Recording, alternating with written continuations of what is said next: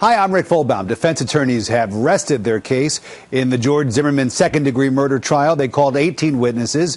Zimmerman was asked by Judge Deborah Nelson if he planned to take the stand. Did you now have sufficient time to discuss with your attorneys whether or not you wanted to testify in this case? Yes, Your Honor. And I don't need to know what was said, but after those discussions, have you made a decision? Yes, Your Honor. And what is your decision, sir? After consulting with counsel not to testify, Your Honor.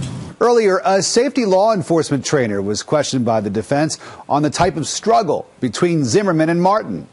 Based on the injuries that I saw depicted in the photographs, they are consistent with a fight, a physical fist fight, if you will. There was it did not appear by the injuries that there was any actual weapon used.